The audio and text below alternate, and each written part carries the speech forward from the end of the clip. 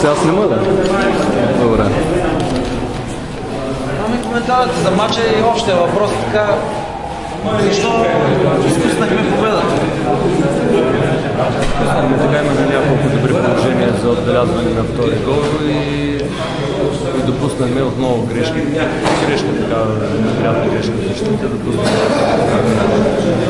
матча. В крайна сметка, така, тия точки, които така малки точки, така психически много влияе върху отбора и много трудно се играе. Всеки може да играе добре при положение, че има 30 точки или не застрашва.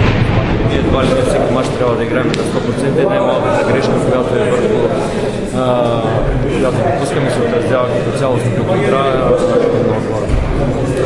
Все пак след 20 минути имахме подчертан превес, според те втори гол можеше ли да реши нещата в матча? Мисля, че втори гол решаваше на 100%, още не на 100, но на 90% решаваше матча.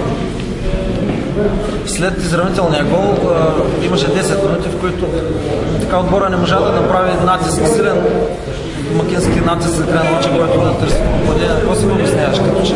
Може би защото в края на матча ни отбелязаха изравнителния гол и така психически рухнаха футболисти.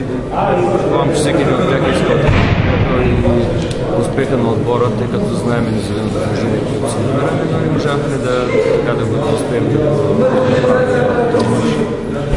Не смяташ ли, че с малко по-ранни смени така свежи сили щяха да влязат в отбора за второто време, което се видя, че така трудно ще върви, защото Чавдар още с началото на второто време показва, че поглежда напред към нашата врата.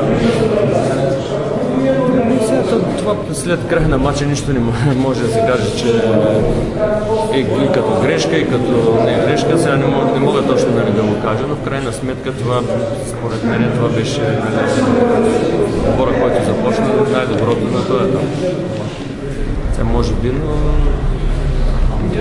можеше би в крайна сметка да че доста задържа